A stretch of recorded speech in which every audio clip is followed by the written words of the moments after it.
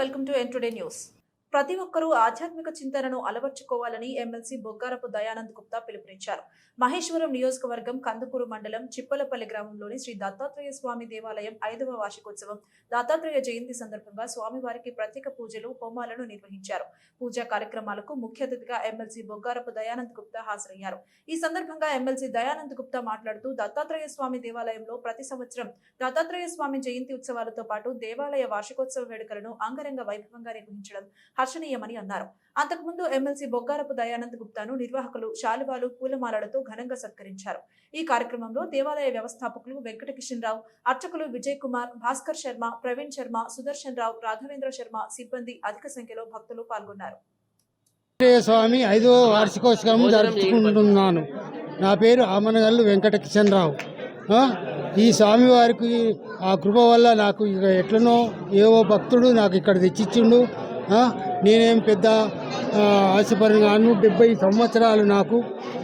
సంవత్సరాలు నాకు ఈ స్వామి కార్యక్రమం చేయడానికి సంకల్పం సమకూర్చుకున్న భక్తులంతా వేంచేసి నాకు ఆశీర్వాదం ఇచ్చి భగవంతుని కృప పొంది అందరూ ఆశీర్వాదం పొందుతున్నారు. ఇక్కడికి వచ్చిన వాళ్ళందరికీ సంతోషంగా ఉంటున్నారు. జయ గురుదత్త. దత్తాత్రేయ స్వామి యొక్క జయంతి ఉత్సవాలకు నన్ను ఈ యొక్క గ్రామానికి చిప్పరపల్లి గ్రామానికి నన్ను ఆహ్వానించినందుకు ప్రత్యేకంగా మన యజమాన్యానికి మరియు టీంకు ప్రత్యేకంగా నా తరఫున ధన్యవాదాలు. అదేవిధంగా ఇవాళ దత్తాత్రేయ స్వామి యొక్క జన్మదిన సందర్భంగా శుభాకాంక్షలు తెలియజేస్తున్నాం మీ అందరికీ. అదేవిధంగా ఈ గుడి ఇక్కడ దినాదిన అభివృద్ధి కలగాలని ఈ యొక్క ఇది మహేశ్వరం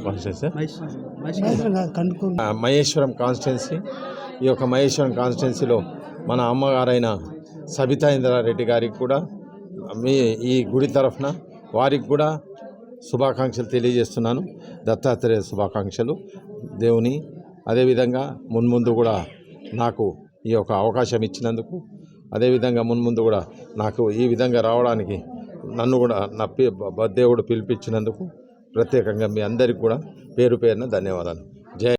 ఈ దత్తక్షేత్రం ఏర్పడి మురళీనగర్లో 5 సంవత్సరాలుగా ఏర్పడ్డది.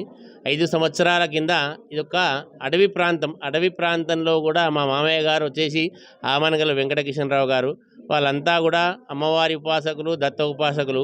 మా మామయ్య గారికి ఒక 12 సంవత్సరాల కింద కళ్ళలోకి వచ్చి ఈ యొక్క దత్తాత్రేయ స్వామి వారు, స్వామి నేను మీ ఇంట్లో వచ్చి వెయిట్ చేస్తా అని చెప్పి అంటా ఉంటే మా మామయ్య గారికి ఎక్కడికి కూడా అర్థమైతలేదు.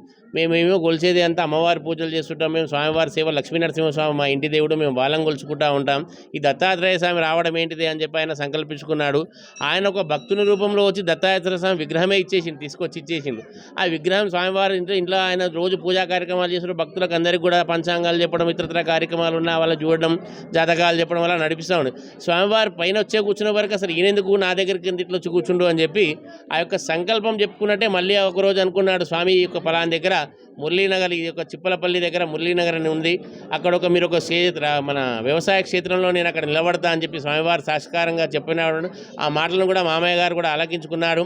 ఆ యొక్క వెంటనే ఈ యొక్క క్షేత్రాన్ని ఎట్లయినా నిర్మించుకోవాలి. ఆయన దగ్గర ధనము లేదు, ఏమీ లేదు. ఆయన తాను ఉన్నది ఎవరు అంటే ఆ స్వామి వచ్చే నిలబడ్డాడు, దత్తాత్రేయ స్వామి నిలబడ్డాడు.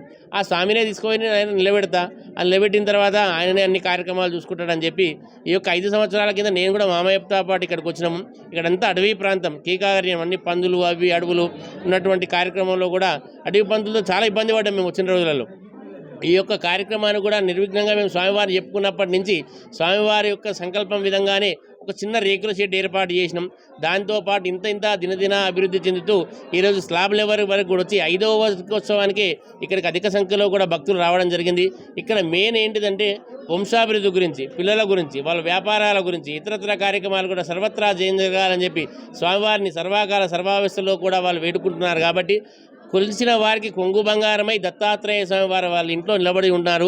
ఈ మురళీనగర్లో కూడా గానగాపూర్ క్షేత్రానికి వెళ్తే ఎంత అయితే పుణ్యం కలుగుతుందో ఈ మురళీనగర్లో దత్తాత్రేయ స్వామి వారికి కూడా సందర్శిస్తే అంతే పుణ్యం కలుగుతుంది. ఈ యొక్క ప్రతి పౌర్ణమి రోజు కూడా ఇక్కడ దత్తాహవనం కూడా ఏర్పాటు చేసి ఉన్నారు. అదేవిధంగా అమావాస్యకు కూడా స్వామివారికి రుద్ర నమ్మక చమకాలతో కూడా రుద్రహవనం కూడా ఏర్పాటు చేస్తూ ఉన్నారు. భక్త మహాశయులు అందరూ కూడా జయం కలగాలని, సర్వత్రా ఈ యొక్క దత్తాత్రేయ స్వామి అనుగ్రహం పొందాలని, ఈ యొక్క దత్తాత్రేయ స్వామి వారికి మేము చాలా బాగా ఉన్నాం కాదా, మేమేం మొక్కుతామని కాదు, చాలా బాగుంటే ఇంకా బాగుంటారు. సర్వకాల సర్వావ్యవస్థలో కూడా దత్తాత్రేయ స్వామి అనుగ్రహం పొందవచ్చును. కావున భక్త మహాశయులు కష్టం వచ్చినప్పుడే దేవుడు కాదు, సుఖం వచ్చినప్పుడు కూడా దేవుని దగ్గరికి వెళ్ళాలి. దిగంబర దిగంబర శ్రీపాద వల్లభ దిగంబర, దిగంబర దిగంబర దత్తావతార దిగంబర. ఆ యొక్క దిగంబర రూపంలో స్వామివారు వేచి చేసినాడు కాబట్టి ఈ యొక్క కోటాను కోటీశ్వరులైనా సరే దిగంబర రూపం ధరించాల్సింది. రావడం దిగంబరం, పోవడం దిగంబరం. ఆ యొక్క దత్త అనుగ్రహం ఉంటే అన్నీ ఉన్నట్టే. ఈ యొక్క క్షేత్రాన్ని సందర్శించండి. మురళీనగర్లో కూడా దత్తాత్రేయ స్వామి వారు కూడా ఆజన్మాంతం కూడా జన్మతః ఈ యొక్క క్షేత్రాన్ని వైభవపేతంగా దత్తాత్రేయ స్వామివారి క్షేత్రంలో ఏ విధంగా అయితే పూజా కార్యక్రమాలు జరుగుతూ ఉన్నాయో, ఈరోజు పొద్దున సుప్రభాతం, స్వామివారికి గణపతి హవనం, ఈ యొక్క స్వస్తి పుణ్యావాచన కార్యక్రమాలు జరిగాయి. తర్వాత స్వామివారికి దత్తహోమం చేయించారు. స్వామివారికి యొక్క అష్టాభిషేకాలు కూడా జరిగాయి.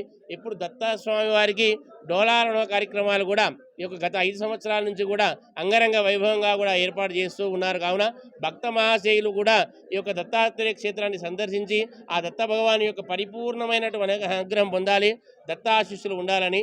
జై గురుదత్త, జై గురుదత్త, జై గురుదత్త.